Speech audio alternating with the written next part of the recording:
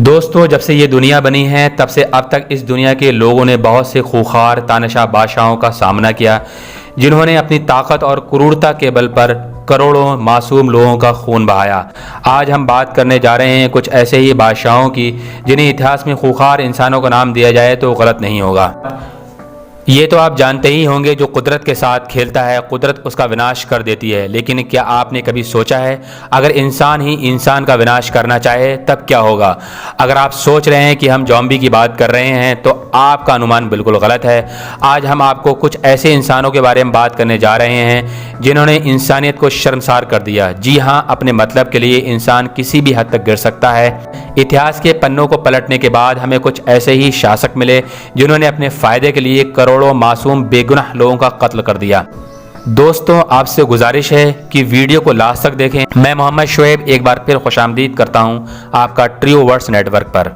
चंगेज़ खान, ये नाम किसने नहीं सुना होगा। खान ने मंगोल पर 1206 से लेकर 1227 के बीच राज किया। उसकी क्रूरता और खून की प्यासी नीयत की वजह से सैकड़ों तादाद में लोग मारे गए।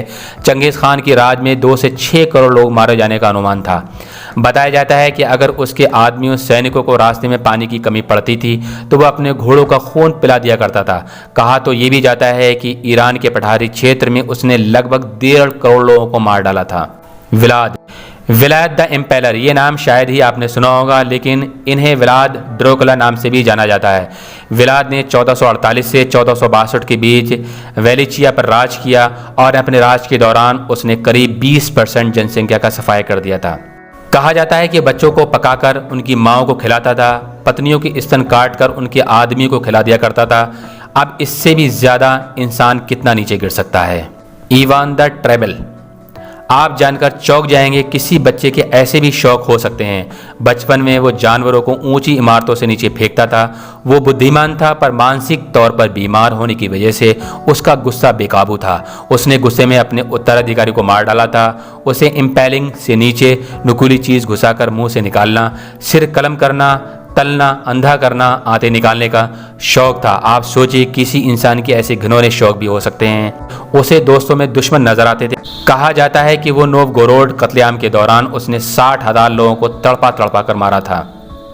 लियोपोल्ड ने पूरी दुनिया को यकीन दिलाया कि वो कांगो की मदद करना चाहता है। उसने कांगो फ्री स्टेट पर राज किया जो बेल्जियम से लगभग 76 गुना बड़ा था। बताया जाता है कि 1885 से 1908 के बीच उसके राज के दौरान पूरा देश दहशत में था। उसके राज में हजारों लोग बीमारियों के कारण मारे गए। पैसा और पावर के लिए उसने 10 मिलियन कांगो निवासियों को मार डाला, यानी उसने लगभग कांगो की आधी आबादी सफा कर दी थी। जोसेफ विसारियोनोविच स्टालिन, इस नाम से तो आप वाकिफ होंगे ही। बता दें कि ये साल 1933 से 1953 तक सोवियत यूनान का तानाशाह था। कहा जाता है कि जवानी के दिनों में वो लूटपाट और हत्या जैसे अपराधों को अंजाम देता था। उसने डर और खौफ बनाकर 30 साल तक सोवियत यूनान पर राज किया। उसके फैसलों की वजह से देश में सूखा पड़ा, भूखमरी फैली, लाखों लोगों को जान गंवानी पड़ी। स्टालिन के राज में लगभग 1 मिलियन सोवियत यूनियन की महिलाओं का बलात्कार हुआ। आपको जानकर हैरानी होगी, स्टालिन को 1945 और 1948 में नोबेल पीस प्राइज के लिए नॉमिनेट भी किया गया था। एडोल्फ हिटलर एक ऐसा नाम है जिससे सब परिचित हैं। ये ऐसा नाम है जिसने एक बार तो पूरी दुनिया को हिलाकर रख दिया था। हिटलर 1933 से 1945 तक जर्मनी का चांसलर रहा। अगर इतिहास में कोई सबसे खूंखार, बुद्धिमान और क्रिएटिव तानाशाह पैदा हुआ तो वो हिटलर था।